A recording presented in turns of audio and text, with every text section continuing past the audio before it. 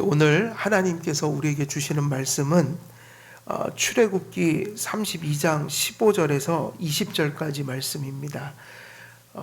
출애굽기 32장 15절에서 20절 제가 봉독해 드리도록 하겠습니다. 15절에서 20절입니다.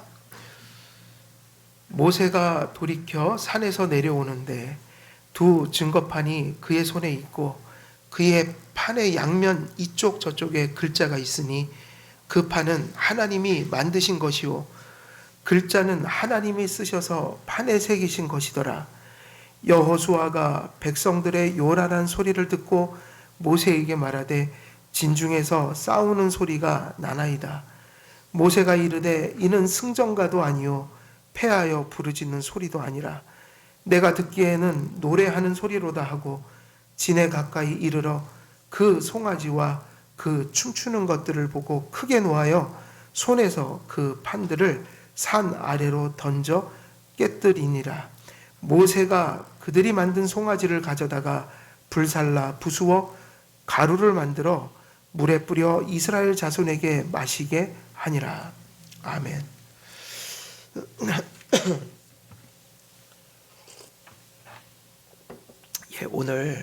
오늘 주어진 본문 말씀 또 지난주에 이어서 계속 강설하도록 하겠습니다. 우리가 지난 시간에 다루었던 내용은 오늘 이 본문 내용들이죠. 14절에서 하나님께서 용서 중보의 그 기도를 드렸던 모세의 기도를 들으시고 이스라엘 백성들에게 화를 내리지 않겠다.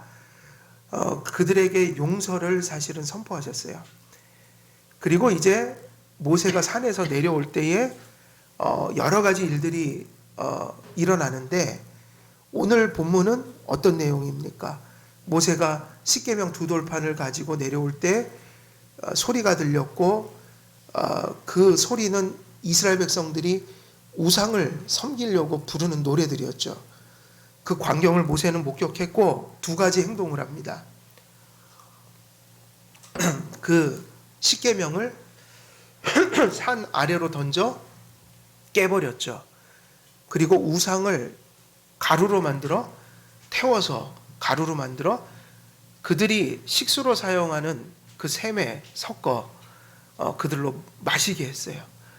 그래서 이러한 일들이 진행될 때 이제 이후에 일어나는 일들도 사실은 하나님의 진노요, 하나님의 어떤 그 죄에 대한 어떤 공의의 응답들이었는데 그 14절의 용서와 이러한 하나님의 공의가 진노 속에서 이렇게 나타나는 것을 어떻게 이해해야 할 것인가? 용서와 이러한 하나님의 공의를 강력하게 시행하는 이런 모습들 속에서 우리가 이 말씀들을 어떻게 연결해 가야 할 것인가? 그래서 그것에 대한 답을 우리가 지난 시간에 서론적으로 드렸던 거죠. 하나님께서 답이 뭐였죠? 하나님께서 용서하신 자를 오히려 용서하셨기 때문에 징계하신다. 하나님의 용서라는 게 죄를 대충 넘어가는, 그러니까 죄를 우리 마음껏 지고 또 주님 앞에 용서를 받으면 또 용서받으니 또 용서받고 죄 짓고 또 용서받고 뭐 그런 식으로 이해하는 그런 방종주의적인 복음, 칭의, 그리고 용서, 이러한 개념이 성경적인 개념이 아니다.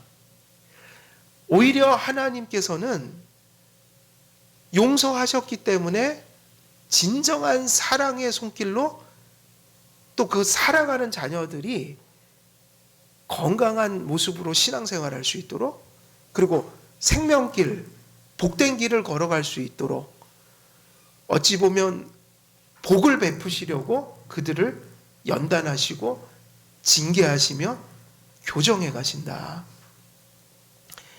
우리의 기도가 그렇게 돼야 되죠. 용서 안에서 우리가 죽을 때까지 불완전하지만, 죽을 때까지 버려야 될 죄가 있지만, 용서 안에서 하루하루 변화되는 삶이 있어야 된다. 어제보다는 오늘 좀 더 나은 삶을 살아가야 하고, 습관적인 죄악들을 시간이 걸리더라도 끝까지 포기하지 않고 회개하며 또 하나님의 성령을 구해서 그 하나님이 주신 은혜로 죽여가는 삶이 실존해야 한다. 그래서 우리는 언제나 완전할 수 없지만 용서라는 토대 안에서 고치시는 하나님의 은혜를 받아 그렇게 조금씩 내가 나이가 들어가고 신앙의 경륜이 쌓일수록 조금씩 변해가야 되는 거죠. 그런 삶이 존재한다. 그래도 그게 의의가 될 수 없는 것은 죽을 때까지는 그 죄성, 그 잔재하는 원죄의 부패함이 없을 수는 없어요. 그 성도의 성화라는 것은 일생의 싸움이다. 죽을 때까지 싸움이다. 그래서 성도들은 용서와 사죄함을 의지해서 하나님 앞에 그렇게 나가는 거죠. 오늘도 부족했고 또 내일도 부족할 것이지만 그 용서라는 게 얼마나 감사하고 얼마나 우리에게 절실한 것인가. 그 용서가 있기 때문에 또 회개할 수 있는 거죠. 또 나아가 싸울 수 있는 거죠. 또 하나님께서 우리를 또 만들어 가실 것을 기대할 수 있는 거죠. 왜냐하면 용서하시고 칭의하셨기 때문에. 그것이 오로지 예수님의 피공로로 온 것이다. 그래서 우리의 의가 아니라 예수의 공로로 구원을 받는 것이요. 용서 안에서 성화의 은혜를 일생 경험해 가는 것이다. 그래서 성화는 우리의 공로가 아니라 은혜요, 오히려 감사할 일이다. 그렇게 우리가 서론적인 이야기를 했고, 이제는 이 말씀의 추이를 따라 세 가지 사건을 살펴보면서 주께서 주시는 영적인 교훈들을 우리가 살펴보고자 합니다. 첫 번째 다룰 내용은 무엇입니까? 모세가 산에서 이제 십계명을 들고 내려옵니다. 근데 이미 하나님은 다 말씀하셨잖아요. 그죠? 모세는 어느 정도 알았어요. 그렇지만 그 실상이 어느 정도인가는 봐야 하는 거예요. 그죠? 추측은 하였지만 실상을 봐야 하는 것이었죠. 내려오는 이유는, 이러한 험악한 일을 하나님이 보게 하신 이유는 모세가 그 죄의 심각성을 깨닫고 중보자로서 그 용서하신 이스라엘 공동체를 용서하실 뿐만 아니라 이제 정비해 나가는, 정돈해 나가는, 바로잡는 일을 이제 시작할 수 있도록 그를 내려보내고 있다. 내려가고 있죠. 여호수아의 존재가 오늘 본문 속에서 나와요. 모세는 아마 처음에 혼자 올라간 것이 아니라 모세의 시종 여호수아와 함께 올라갔죠. 이 모세를 수종들기 위하여 함께한 그 여호수아는 모세가 하나님을 아련하는 장소인 그 임재의 구름, 그 장소와 좀 떨어진 곳에, 그렇지만 가까운 곳에 있었을 거예요. 어떤 주석가들은 한 중턱쯤에 있었을 것이다, 뭐 가까운 곳에 있었을 것이다 얘기하지만 우리는 알 수는 없어요. 그러나 중요한 것은 여호수아는 40일 동안 누구와 함께, 물론 그 하나님의 임재의 장소에 같이 있지는 않았지만 산 위에 올라가 홀로 모세를 기다리며 사실은 그 불편한 시간들을 보내고 있었던 거예요. 백성들은 불편할 것은 없었어요. 그죠? 어떻게 보면 여호수아가 훨씬 더 불편했을 거예요. 오늘날처럼 산에서 올라가서 그 노숙하며 살아가는 시간들이, 그죠? 산에서 그 야영하면서 사는 게 쉽지 않은 일이에요. 40일 동안. 모세가 하나님의 말씀을 받기 위해서 금식하며 그곳에서 또 하나님의 말씀을 받는 일들이 어떻게 보면 돌아보면 고난일 수 있어요. 그런데 여호수아도 그 고난에 동참하고 있었어요. 예수님께서 십자가에 달리기 직전에 그 겟세마네에서 기도할 때 제자들에게 예수님 계신 곳에는 올 수 없었지만 좀 떨어져서 좀 있어라. 가까운 곳에서 좀 기다리고 있어라. 깨어 있어라. 기도해라. 근데 제자들이 기도했던가요? 안 했던가요? 다 잤죠. 그죠? 마음은 원이로되 육신이 약하도다. 근데 여호수아는 깨어 있었던 것 같아요. 아래에서 훨씬 더 안락한 모습으로 기다리고 있던 이스라엘 백성은 그 시간을 참지 못하고 우상을 만들었지만 훨씬 더 불편한 곳, 고독한 곳, 그리고 어찌 보면 불편이 많은 그곳에 모세와 떨어져 홀로 자기의 자리를 지키고 있던 여호수아는 한 점의 흐트러짐 없이 모세가 하나님 말씀 받고 내려오는 순간까지 자기 자리를 지키고 있었다. 우리가 이런 모습을 본받아야 됩니다. 뭐를 지키는 사람들이 되어야 돼요? 이스라엘 백성들하고 여호수아는 너무 다른 모습인 거예요. 여호수아는 어떤 자세를 가졌어요? 자기 자리를 지키는 거죠. 여러분, 목사는 목사의 자리를 특히 코로나19 때요, 목사는 목사의 자리를 지키고 있어야 돼요. 물론 이전보다는 자주 성도들을 뵐 수 없고 또 이전처럼 그렇게 자주 신방할 수 없고 회집도 없지만 목사는 그 순간에도 계속해서 지켜야 될 자리가 있는 거예요. 가시적으로 외적으로 할 수 없는 게 많지만 그건 그런 상황대로 놔두고 그런 상황 속에서 해야 될 일들이 있는 거죠. 할 수 있는 일들이 너무 많고 어떻게 보면 코로나이기 때문에 더 바빠질 수도 있어요. 기도해야 하고 코로나 때문에 너무 많은 문제들이 발생하고 있기 때문에 말씀을 연구하면서 그런 구체적인 상황들을 계속 분별해야 하고 있어야 돼요. 이렇게 예배가 멈추고 성찬이 지금 집행이 잘 할 수가 없고 뭐 영상으로 초유의 사건이죠. 그죠? 회집이 멈추어서 그 인터넷으로 예배를 드리고 뭐 이런 일들 속에서 그걸 신학적으로 이거를 하나하나 짚어가면서 계속 우리는 고민하고 있어야 된다고요. 그리고 돌아가서 우리가 코로나19 때 그 흐트러졌던 모습들이 다시 제자리로 돌아올 수 있도록 말씀을 사실은 준비하고 있어야 돼요. 사실은 그렇게 여유로운 시간들이 아니에요. 코로나19는 지나가 버릴 것이기 때문에 어떻게 보면 금방 지나갈 거예요. 그러나 그 흘러간 시간 우리가 하지 않은 일은 다시 돌이킬 수가 없는 거예요. 직분을 가진 자들은 자기의 직분의 자리를 지켜야 되고, 근데 더 중요한 게 뭘까요? 직분의 자리를 지키는 것도 중요하지만 더 중요한 게 뭘까요? 목사도 목사이기 전에 성도거든요. 똑같은 성도예요. 목사이기 이전에. 성도이니까 목사일 수가 있는 거죠. 그죠? 성도들에게는 역시 무엇이 필요한 거예요? 성도의 자리를 지키는 거예요. 그 어느 때보다도 그것이 더 중요한 시기인 거예요. 코로나19가 왔기 때문에 이전보다 외적으로 우리가 행하던 일들이 더 위축돼 버렸기 때문에 마음으로는 더욱더 성도가 그간 정상적이었으면 해야 될 일들을 기억하면서 그것을 잃지 않기 위해서 기도하고 그 마음이 나태해지지 않도록 1년, 2년이 가니까 이제 저도 이 시간들이 점점 짧지 않은 시간이라는 게 좀 느껴지기도 하고 어쩔 때 위압감이 오기도 해요. 1년이라는 시간하고 2년은 다른 거예요. 여러분 이해 가시죠? 1년은 좀 버티고 가겠다. 이게 똑같아요. 장거리 뛰는 선수들이 이게 10바퀴를 뛰면 한 바퀴 뛸 때는 그렇게 어렵지 않아요. 근데 벌써 7바퀴 뛰면 숨이 차오고 이게 코로나가 이제 1년으로 끝나느냐 2년으로 끝나느냐 이게 상당히 다른 얘기예요.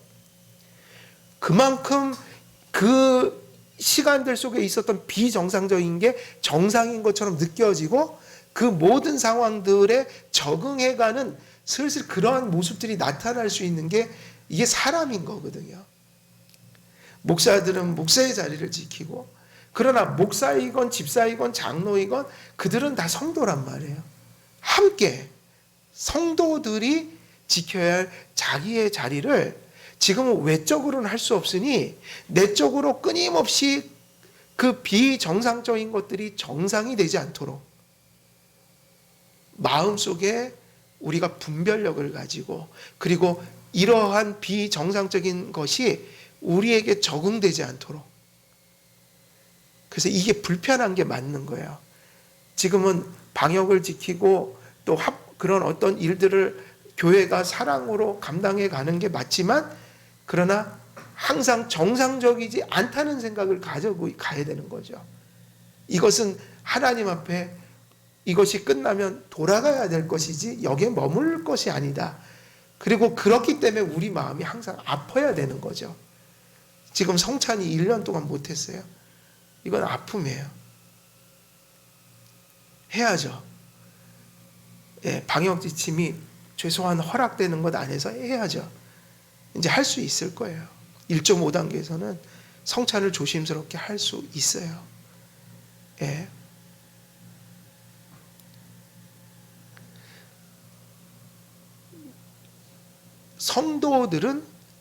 성도들의 이런 코로나19라는 상황들 속에서 그것을 지켜야 된다. 제가 보니 그런 일들이 벌써 일어나고 있더라고요. 세상에는. 보편교회 안에 일어나고 있어요. 무슨 일이 일어나고 있어요? 코로나19로 인하여 우리가 영상을 내보낸 것은 어찌할 수 없는 것이지만, 벌써 이것이 적응돼 버린 어떤 분들은 교회가 최소한의 방역 지침을 지켜 그 당회가 결정하여 이제 성도들이 이제 그 합의하여 그 예배를 드리잖아요. 근데 벌써 어떤 분들의 생각 속에는 이제는 그냥 영상이 자유로운 것이 돼버린 거죠. 그래서 이제는 코로나19 때문에 못 모이는 게 아니라 자기의 볼일을 보기 위해서 영상을 보내주니까 그냥 그거로 대체해도 되겠다라는 생각을 갖게 된 거죠. 아주 이제 타협적인 모습들이 돼가는 거예요. 그러니까 우리는 그거를 물어야 돼요. 최소한 우리가 예배를 드리는 것은 방역 지침을 따라서 드리는 것이고, 성도들이 어느 정도 안전이 확보되면 예배에 나오려고 힘쓰는 게 맞는 거예요. 아주 위급한 일이 아닌 경우에는. 그래서 물어야 되는 거예요. 혹여 우리가 지금 영상 앞에 서서 영상을 통해서 예배 드릴 때 진정 내가 어찌할 수 없는 일들 때문에 여기서 영상을 드리고 있는 건지, 아니면 이 코로나 상황 속에서 이게 문화가 돼버려서 이제는 작은 일만 있어도 그냥 영상으로 예배를 드리면 되지 하고 그 최소한의 회집에 동참하지 않으면서 그러한 생각들이 이제 점점 우리 안에서 합리화돼 가고 있는 그런 마음은 없는지. 만일 그런 것들이 만연해진다면 코로나가 끝나도 그런 성도들은 계속해서 영상을 유튜브를 통해서 계속 예배를 드리는 일을 할 거예요. 그리고 예를 들면 조그만 어떤 일들이 생기면 그냥 오늘도 좀 귀찮다, 교회 가기 싫다, 몸의 컨디션이 좀 그렇다, 그냥 유튜브로 예배하면 되지, 이런 일들이 속출하게 될 거예요. 그거는 부인할 수가 없어요. 한국 교회가 그렇게 강건한 신앙을 지닌 그런 모습들이 아니었어요. 이전부터. 그래서 이 코로나19 시기야말로 하나님의 말씀이 몹시 중요하다. 우리가 항상 그러한 것들을 물으며 가야 합니다. 그러니까 이러한 영상이든 코로나19에서 비정상적인 이러한 대처들이 정말 코로나19 때문에, 그죠? 이러한 재난과 또 이 전 사회적이고 전 세계적인 팬데믹이라는 상황 때문에 우리가 덕을 세우고 생명을 지키기 위해서 그러한 진정한 명목으로 이러한 것을 이렇게 해가는 것인지, 아니면 우리의 삶이 나태하여 그렇게 돼가는 것인지를 되물을 필요가 있다. 이스라엘 백성들에게 일어난 사건도 다른 것이 아니에요. 시간이 흐르고 자신들이 생각했던 시간에 모세가 내려오지 않자 조급해졌고 힘들어졌고, 그리고 자신들의 다급한 필요를 인간적인 방법으로 해결하려고 했다. 코로나19가 1년이 지나고 2년이 지나면서 이스라엘 백성과 같은 생각을 하지 말라는 법이 없는 거예요. 왜냐하면 이것은 남의 얘기가 아니라 우리 모두가 지닌 죄성 속에서 나온 거기 때문인 거예요. 깨어있지 않고 말씀을 통해서 끊임없이 싸우지 아니하면 우리는 그냥 환경에 젖어드는 존재니까요. 그것은 목사들도 마찬가지예요. 목사들도 똑같은 존재거든요.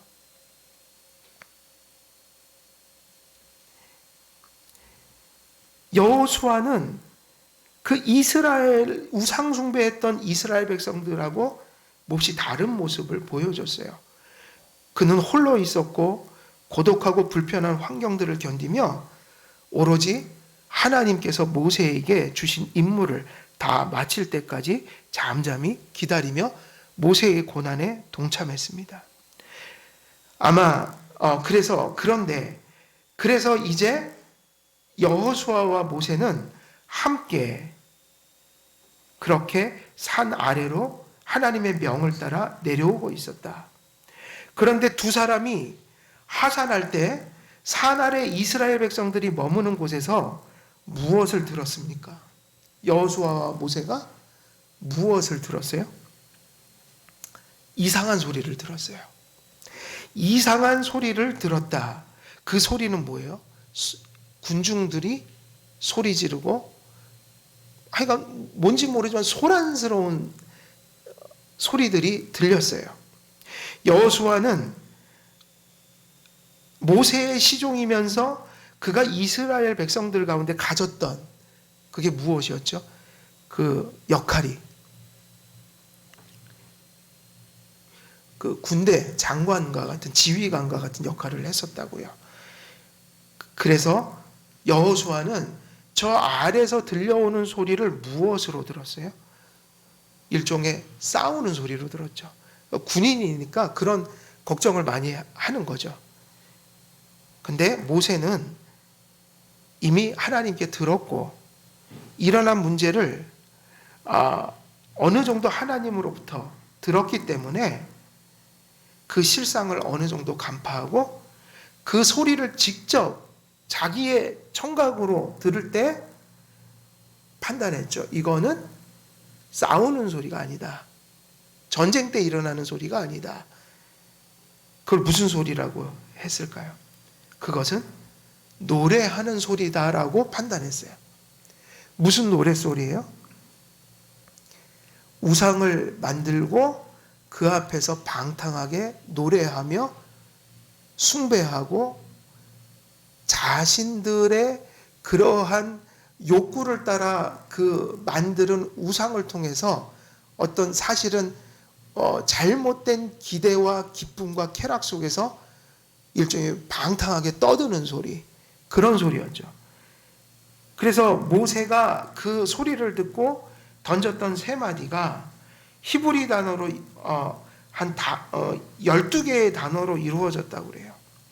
그 무슨 말을 모세가 했냐면 승리의 노래소리도 아니고 패배의 노래소리도 아니고 내게는 노래하는 소리로 들리노라.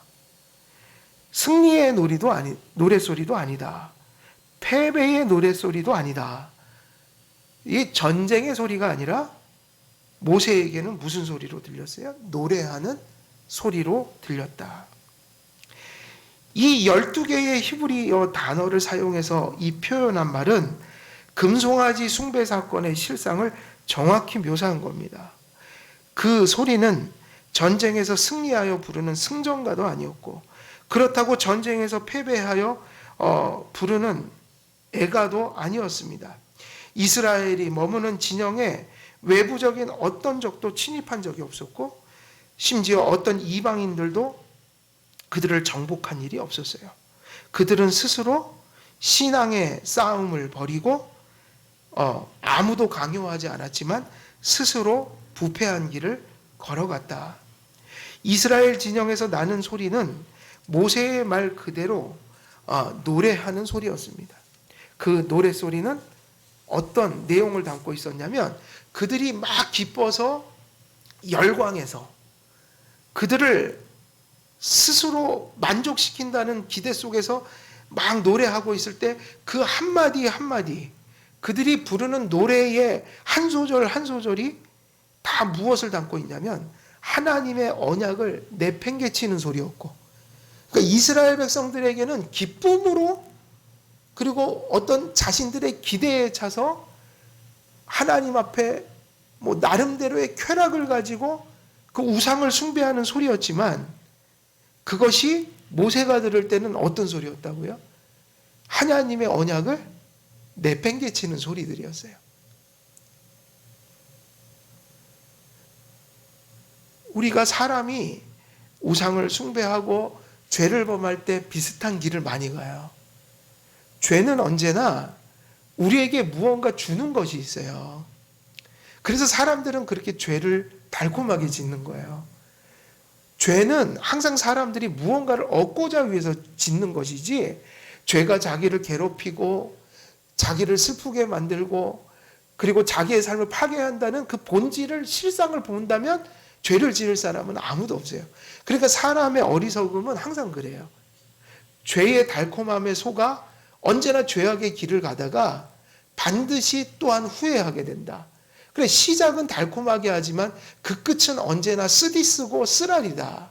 이게 죄지만 사람은 이 일을 매번 겪으면서도 또 죄의 길을 가는 이유가 뭐겠어요? 이게 마치 중독자들하고 똑같아요. 뭐 알코올 중독, 또 마약 중독, 그리고 수많은 죄악된 뭐 학생들이 공부도 안 하고 거의 이게 중독자 수준으로 막 그렇게 인생이 파괴될 정도로 무엇에 푹 빠져서 자기 본연의 할 일을 하지 않고 살아갈 때 그런 것들이 있다. 이미 그것이 중독이란 말이에요. 그럼 중독이라는 게 뭐예요? 자기를 파괴하는 줄도 알면서 일단은 그게 금단 현상이 오면 그거를 또 먹고 싶은 욕구가 더 앞서서 또 그것을 잠깐 또 할 때 뭐 마약이나 술이나 또 그 죄악된 일들을 할 때 그 금단 현상을 또 이렇게 잠재워 주잖아요. 순간적으로 오는 쾌락들이 또 그 고통을 잠시 잊게 한다. 그리고 그 약이 떨어져 갈 때쯤 되면 어때요? 또 괴로움에 차 있죠. 끊임없이 후회하고 괴로워하면서도 또 그것에 손을 대는 것은 항상 죄는 무언가 주는 게 있기 때문이에요. 사람이 생각하는 구조가 몹시 악한 사람들이 있어요. 그 사람들이 왜 그렇게 악한 생각을 할까? 그렇게 생각해서 좋을 게 아무것도 없지만 왜 그렇게 생각하고 살아가는가 물으면 그 생각을 하면서 무언가를 얻는 거예요. 자기 나름대로. 만족을 얻고 쾌락을 얻고 거기서 뭔가 얻는 게 있는 거예요. 나름대로. 만족감? 뭔가 존재감? 성경을 보면 인간은 그렇게 모든 것을 자기가 하고 싶은 대로 하게 하나님 만든 게 아니라 사람은 할 게 있고 하지 말아야 할 게 있는 거예요. 그죠? 그 중에서도 가장 중요한 게 생각이에요. 생각도 내 생각이라고 내 맘대로 하는 게 아니라 하나님의 말씀에 지배를 받고 해야 된다. 해야 될 생각이 있고 버려야 될 생각이 있다. 행동도 할 행동이 있고 하지 말아야 될 행동이 있다. 근데 그것을 분별하고 그러한 하나님의 은혜 속에서 사람이 마땅히 살아가야 될 삶을 사는 것은 우리같이 타락한 존재들에게는 은혜의 또 말씀의 공급이 없이는 불가능한 것이다. 그럼에도 불구하고 사람들이 왜 그렇게 넘어지고 또 그렇게 파괴되어 갈까? 그것이 뭔가 주는 것이 있기 때문이라는 것이죠. 이스라엘 백성들도 뒤에 있을 일을 생각하지 않았어요. 당장 그 금송아지 만들어 놓으니까 하나님 같았고 뭔가 든든했고 그게 무엇을 줄 것만 같았던 거예요. 그리고 그들의 부패한 본성을 따라서는 보이지 않는 하나님보다 보이는 우상이 훨씬 더 자기들을 은혜롭게 만들었어요. 맞아요. 은혜롭게 만든 거죠. 근데 그 은혜가 잘못된, 왜곡된, 가장된 은혜인 거죠. 하나님이 약속한 은혜가 아니라 부패한 본성에서 자기들이 구하는 은혜였던 거예요. 그러니 이러한 분별력이 얼마나 중요한 거예요. 다 모든 것이 가하나? 모든 것이 가하나? 모든 것을 다 할 수 있어요? 아니죠. 모든 것이 가하나 모든 것을 해서는 안 돼요. 사도 바울처럼 모든 것이 가하나 모든 것이 다 유익한 것은 아니다. 먹든지 마시든지 공부를 하든지 직장에 가든지 가정일을 돌보든지 예배를 하든지 성경을 배우든지 우리가 숨쉬고 살아가면서 행하는 모든 크고 작은 일들 속에서 하나님의 영광이 무엇인가를 생각해야 한다. 무엇이 진짜 나를 위한 길인가를 생각하면서 행동해야 한다. 예수님께서 그런 말씀을 하셨죠. 내 손이 범죄하게 하거든 어떻게 하라고 그랬어요? 손을 잘라버려라. 발이 너를 범죄하게 하거든 뭐를 잘라버리라고 그랬어요? 발을. 내 눈이 너로 하여금 범죄하게 한다면 내 눈을 어떻게 해라? 뽑아버려라. 근데 진짜 예수님이 이걸 문자적으로 하라고 하신 말씀일까요? 아니죠. 그럼 큰일 나죠. 이게 무슨 얘기냐면 죄가 그렇게 심각하다는 얘기예요. 죄가 그렇게 심각해서 차라리 지옥에 가느니 팔다리 눈이 다 뽑히는 게 훨씬 더 낫다. 그러니까 그게 무슨 얘기예요? 죄악은 우리에게 결코 선한 것을 주지 않으니 신앙을 갖고 회개하라 이 얘기거든요. 그게 진짜 행복을 갖다 줄 수 있다. 그게 바른 길이다. 근데 이 소리를 모세는 이러한 진리를 보았고 똑같은 광경이잖아요. 금송아지 만들어 놓고 한쪽에선 파티를 벌이는데 모세의 눈에는 그게 뭐로 보인 거예요? 하나님의 언약을 내팽개치는 소리였다. 그게 우리가 그런 분별력을 가져야 합니다. 예배 속에서 생활 속에서 우리의 생각 속에서 그게 아무리 우리에게 대단한 것을 약속한다 해도 그게 하나님으로부터 온 것인지 그게 부패한 우리의 본성과 죄악과 사단으로부터 온 것인지 그거를 잘 분별해서 사람들이 아무리 그것을 대단한 것이라 얘기해도 야 저기서는 하나님의 언약을 내팽개치는 소리가 들린다. 내가 저걸 내게 수십억을 줘도 나는 저런 길 안 간다. 수십억이 아니라 뭐를 준다 해도 나는 저 길을 안 간다. 왜냐하면 많은 사람들은 그게 옳다고 그것이 좋다고 쫓아가지만 저거는 하나님의 언약을 내팽개치는 소리다. 저거는 이렇게 분별하는 분별력이 있어야 된다는 거예요. 하나님께서 모세에게 함께 하심으로 그 산에서 내려오면서 들려진 그 이스라엘 백성들의 그 부패한 우상숭배의 노랫소리는 하나님의 언약을 내팽개치는 소리였을 뿐만 아니라 또 하나 무엇이었죠? 은혜 언약 속에서 주신 그 하나님의 은혜의 약속을 박살내는 소리들이었다. 여러분 이게 분별력인 거예요. 하나님의 말씀이 내 안에 살아있어서 그 말씀의 지배를 받아서 그 말씀과 성령님을 모신 자들이 수없이 많은 장소와 상황을 우리가 거쳐서 이렇게 살아가게 되는데 그때 거기에 우리가 서 있을 때 무언가 아닌 것 속에는 이런 소리가 들려서 우리를 괴롭게 만들고 불안하게 만들고 뭔가는 이게 아니다 싶은 그러한 감각들이 우리 속에 살아있어야 된다는 거예요. 현대의 가장 큰 특징이 뭐냐면 그것을 마비시켜버리는 사상들이에요. 상대주의, 뭐로 가도 길은 똑같다. 뭐로 가도 된다. 어디로 가든 산에만 올라가면 되는 것이다. 근데 모세는 그걸 들었던 거예요. 사실은 이게 모세 시대에도 똑같은 일이 일어났던 거죠. 오히려 다수는 타락했지만 모세는 그 다수들이 기뻐하는 소리가 뭐로 들렸냐면 언약을 내팽개치고 언약의 약속의 선물을 박살내는 소리였다. 큰일 났다. 모세는 간담이 선을 했던 거예요. 어쩌면 모세는 머리가 쭈뼛쭈뼛했을지도 몰라요. 그 소리를 들으면서. 그리고 모세는 그거를 다시 한번 바라봄으로 이스라엘 백성들에 대해서 다시 한번 중보자로서 가져야 될 이 정서들을 다시 한번 이렇게 정돈해 가기 시작하죠. 그게 뭡니까? 언약을 내팽개치고 은혜의 선물을 박살내리는 소리를 들으면서 그들에게 다가올 재앙과 결과들을 바라보게 되는 거죠.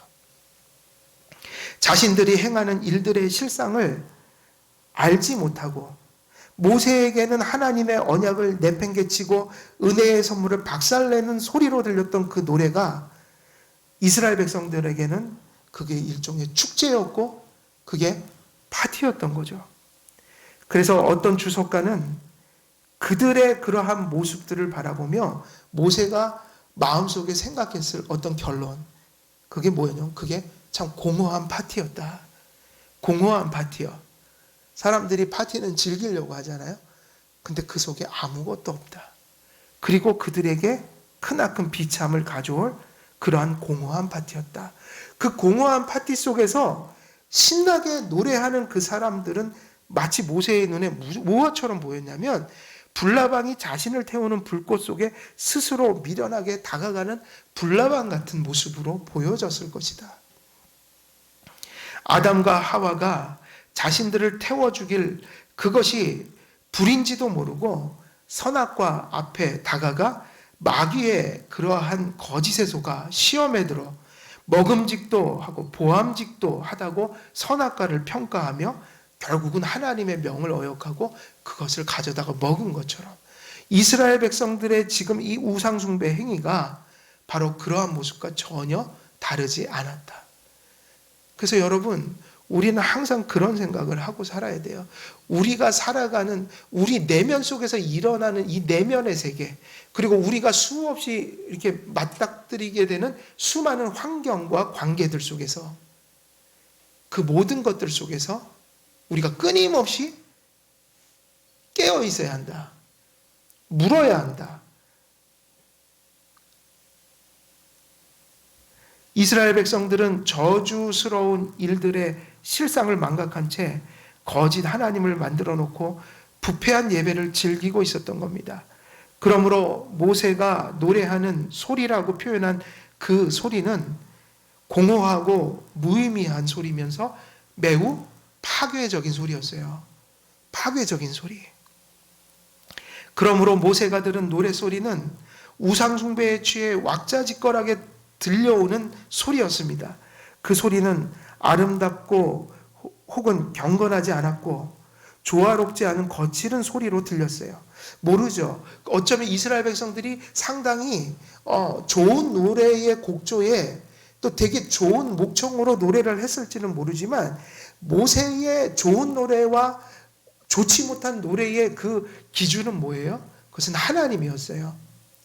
그러니 이들이 부른 노래가 객관적으로 좋은 멜로디에 또 좋은 가사에 뭐 어떤 그런 아름다움이 섞여 있었는지 안 있었는지는 알 수 없지만 모세에게 있어서 진정한 하나님이 받으시는 노래는 그것은 하나님이 기준이 된 그러한 노래소리였다. 그런데 그들의 노래소리에는 그런 것이 있질 않았습니다.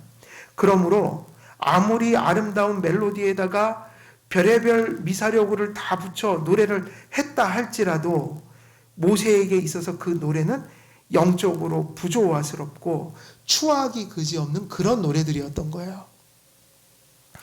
모세가 들은 노래소리는 매우 무절제하고 광란에 가까운 소리였어요. 그래서 칼빈은 이 본문을 주석하면서 이렇게 얘기했어요. 칼빈은 마귀가 비참한 사람들을 유혹해서 그들의 방탕을 신앙의 향기로 착각하고 믿게 한다고 경계합니다. 이스라엘 백성들은 가장 경건한 예배를 빌어 가장 부패하고 퇴폐한 자기 탐닉에 이용했죠.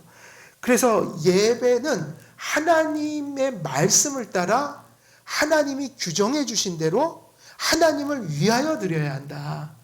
예배는 철저히 하나님 지향적이어야 돼요. 근데 오늘날 예배는 어떻게 바뀌었어요? 인간 지향적인 예배로 그렇게 신학이 바뀌어 버렸죠. 그래서 하나님의 말씀을 따라 예배하는, 내적으로나 외적으로 하나님의 요구를 따라, 가르침을 따라 예배하는 그러한 모습을 잃어버리고 인간 중심으로 예배가 바뀌면서 인간이 부패한 본성으로 요구하는 것에 예배를 맞추어 그 정신이나 외적인 순서나 이런 것들을 세움으로 결국은 예배를 부패하게 만들었다.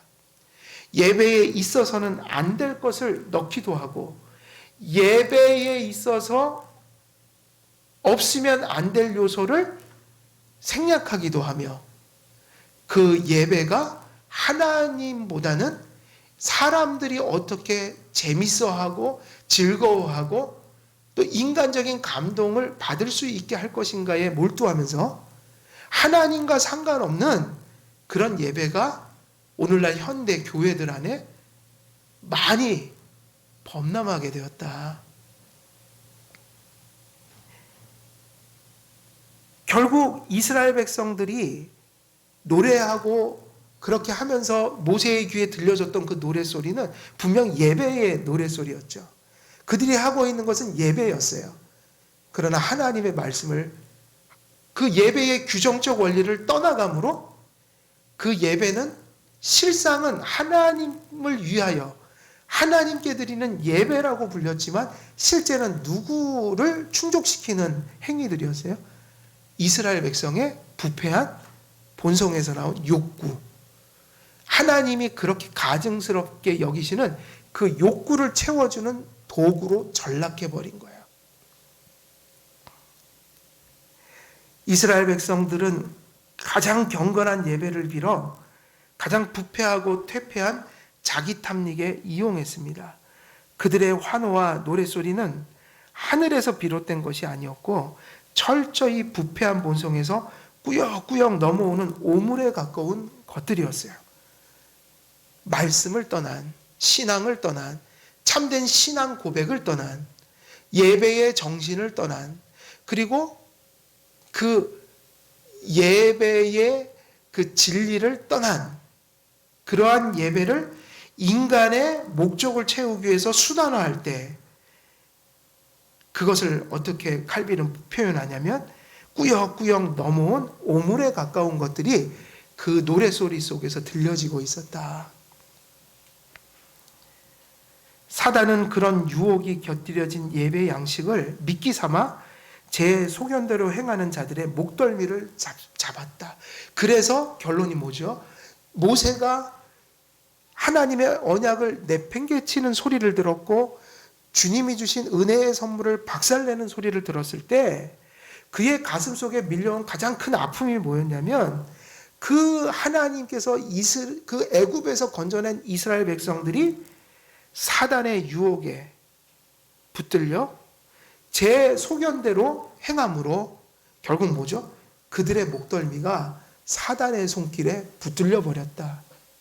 그들은 그 작은 것들을, 그 무모한 것들을 위해서 그 작은 쾌락에 자기의 영혼을 팔았지만 그들이 그렇게 기뻐하고 뛰놀며 좋아하는 것들이 잠시 후면 무엇으로 바뀌어버릴 수밖에 없다는 거예요. 큰 고통과 고뇌로, 그리고 큰 사망의 비참으로 바뀌어질 수밖에 없었다.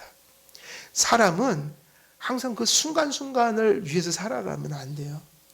순간의 것을 나중을 바라보면서 행하는 지혜가 있어야 돼요. 이게 특히 우리 젊은 세대들은 좀 명심할 필요가 있어요.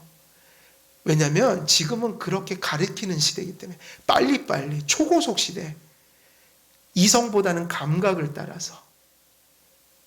그래서 어찌 보면 그 순간순간의 것으로 살아가려고 하는 사람들이 많아지고 있어요. 경제활동도 지금은 바뀌었더라고요. 한 푼, 두 푼 저축하고 이런 게 아니에요. 보니까 그냥 한 방에 그죠? 자본 투자해서 그냥 한 방에 부자가 되든지 망하든지. 근데 세상이 그렇게 살아가더라도 우리 성도들은, 또 성도님들의 자녀들은요, 항상 그걸 생각해야 돼요. 모든 것은 심은 대로 뿌린 대로 거둔다. 책임이 있잖아요.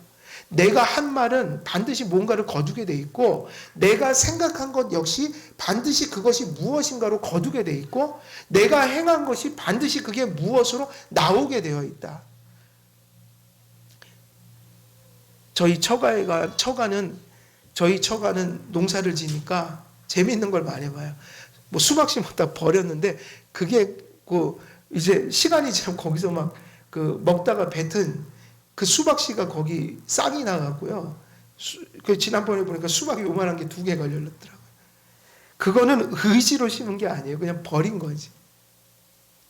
참 무섭죠. 심으니까 나요, 그게. 항상 사람은 그래야 됩니다. 내가 생각하는 거, 내가 말하는 거, 내가 행하는 거, 이게 언젠가는 돌아온다. 무엇인가로든 나타난다. 내가 그것에 영향을 받든지 내가 뿌려놓은 것 때문에 다른 사람이 유익을 얻거나 해를 입을 수가 있어요. 항상 무엇을 생각해야 돼요? 내가 지금 하는 일에 대한 그 뒤에 일어날 일들을 늘 그리스도인들은 생각해야 된다. 무엇이 일어날 것인가? 그건 우리의 지혜로는 모르죠. 그러나 하나님의 말씀을 깊이 묵상하고 붙드는 성도들은, 성령님이 깨우쳐 주신 성도들은 알아요. 분별력이 생기니까요. 그래서 아주 노골적인 우상 숭배가 아니더라도 교회가 성경과 성경으로부터 확증된 참된 교리, 그리고 그러한 하나님의 말씀과 교리 속에서 나온 예배와 삶의 질서들, 이러한 것들을 떠나서 우리가 생활하고 예배할 때, 비록 우리가 이스라엘 백성들처럼 노골적으로 금송아지 만들어 놓고 예배하지 않을지라도 우리의 삶의 순간순간 속에 이러한 우상숭배의 죄악들이 우리 안에서 나타날 수 있다는 것입니다. 성도들은 그러한 의미에서 항상 우리의 부패한 본성에서 나타나는 모든 생각과 우리의 삶의 준칙들을, 또 욕구들을 하나님의 말씀에 비추어서 다시 돌아볼 필요가 있다는 것이에요. 예를 들면 오늘날 수많은 무질서한 그 찬송들이 막 쏟아져 나오잖아요. 원래 이 예배의 찬송, 이 교회라는 곳에서 예배의 찬송은 그게 개인들이 그렇게 막 만든 걸 사용해서는 안 돼요. 개인이 만들지만 그것이 당회나 노회나 또 보편교회들이, 공교회들이 그것을 검증하고 그것을 받아들이고 이런 과정들이 필요한 거예요. 그 찬송 속에 말씀과 교리가 바르게 정립되어 있어야 돼요. 그리고 그러한 가사들에 붙여진 곡조들이 예배에 합당해야 한다. 우리는 1차적으로 시편을 부르고 또 창작한 곡들이 그러한 요건들을 갖출 때 예배 음악으로 그걸 사용할 수 있다. 이것이 사실은 맞는 것인데, 오늘날은요 모든 게 개인화돼 버려서 막 저도 나도 막 CCM 같은 거 보면 수없는 곡들이, 검증되지 않은 곡들이 쭉 퍼져 있고, 그게 인기를 얻으면 교회 안에 들어와서 경배와 찬양한다고 하면서 그게 사람들이 좋아하면 그게 어느덧 대중적인 음악이 돼 있어요, 교회에. 근데 그러한 것들 속에서 참 많은 어려움들이 벌어져요. 하나님 앞에 적어도 예배를 드릴 때 교회가 공적으로 모여드리는 찬송들이 하나님의 말씀과 교리와 또 그러한 멜로디들까지도 그것이 예배에 부합한 것인지를 공교회의 판단 속에서 그렇게 세워져 가야 한다. 오늘날 이러한 일들이 단지 교회 음악에서만 일어나는 게 아니라 수없이 많은 영역들 속에서 일어날 수 있다. 이스라엘 백성들이 그랬던 것처럼 부패한 본성에서 나온 욕구를 따라서 교회가 어떤 일들을 생각하고 행하고 결정해 갈 때 그러한 일들이 충분히 벌어질 수 있는 것입니다. 그래서 오늘 그 아래서 들려온 그 노랫소리가 얼마나 이 노래와 대조적인 것일까요? 어떤 노래와 몹시 대조적인 것이에요? 이들이 들려준 이 노래소리는 홍해를 건넌 후에 홍해에서 구원받고 이스라엘 백성들이 노래를 지어 막 불렀잖아요. 그죠? 모세도 막 노래하고 찬송하고. 근데 그 노래와 너무도 대조적인 거예요. 여러분, 왜 하나의 노래는 언약을 깨고 하나님의 선물을 무참히 깨부수는 그러한 노래소리가 됐고, 하나의 그 출애굽 당시의 노래는 하나님을 기쁘게 해드리고 이스라엘 백성들의 그 복을 노래하는 아름다운 노래소리가 됐는가? 그 차이는 하나밖에 없어요. 그죠? 무엇이었습니까? 그것은 하나님과 그분의 말씀을 담았느냐, 그것을 벗어났느냐, 거기에 기준이 있는 거죠.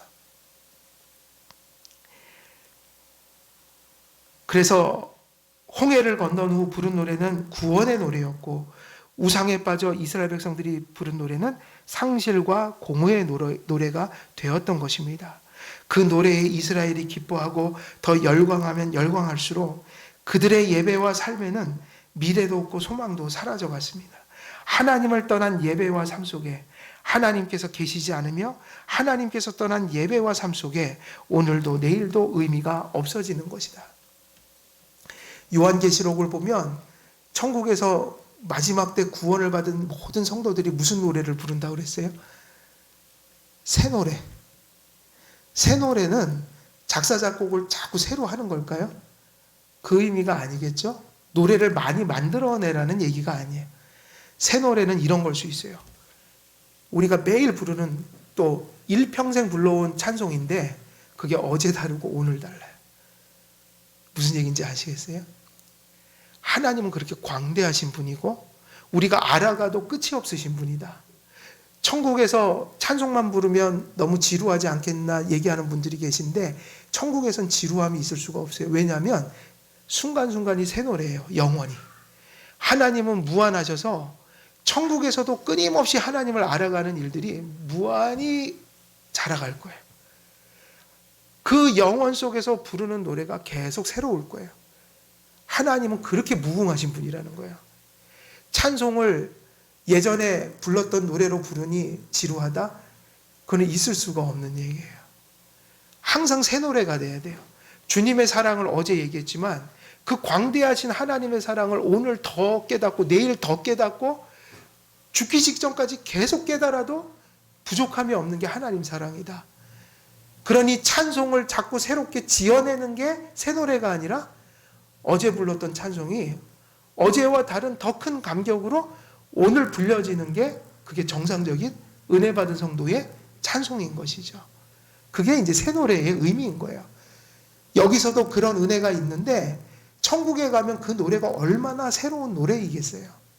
지상의 경륜에서 깨닫지 못했던 하나님에 대한 지식과 그 사랑이 천국에서는 여기서와 비교할 수 없이 우리에게 누려질 것이다. 새 노래를 부르게 될 것이다. 그래서 말씀을 정리합니다. 오늘 이 본문 속에서 우리에게 주시는 교훈이 무엇입니까? 오늘은 노래소리에 대한 얘기를 좀 드렸어요. 모세가 이스라엘 백성들이 그 산 아래서 그렇게 즐겁고 기쁨으로 부르던 그 노래가 모세에게는 무슨 노래소리로 들렸다고요?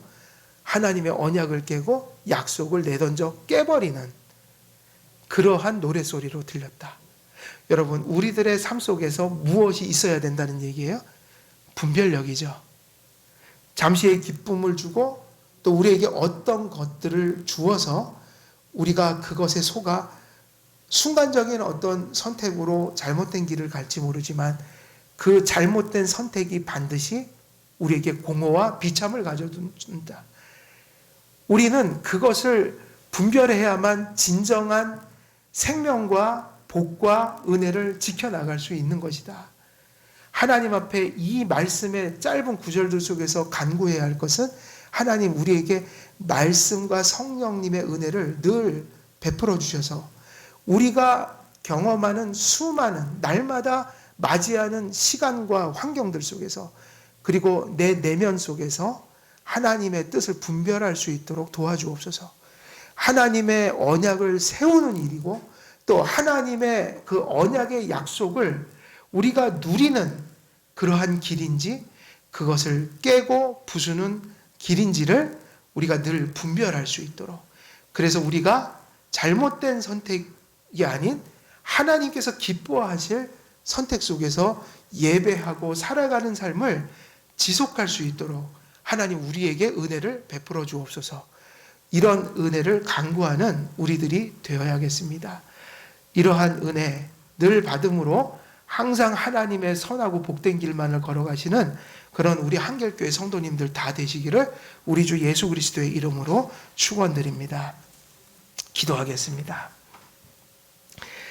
살아계신 하나님 아버지, 오늘도 본문 말씀을 통하여서 그 추악한 노래와 하나님의 성스러운 노래의 차이를 또 함께 나누었고, 우리가 그 추악한 노랫소리와 그 하나님의 거룩한 노래의 소리를 분별했던 모세가 가졌던 그 분별력을 또 우리가 하나님 앞에 받기를 또 간절히 소원하게 되었습니다. 아버지 하나님, 우리와 함께 해주시고 정말로 이 어두운 시대 속에서 하나님이 기뻐하실 노래를 부르며 참된 예배와 삶으로 하나님 앞에 영광을 돌리고 복을 받는 우리의 삶이 될 수 있도록 성령과 말씀으로 또한 충만하여 주시옵소서. 우리 주 예수 그리스도의 이름으로 기도드리옵나이다. 아멘.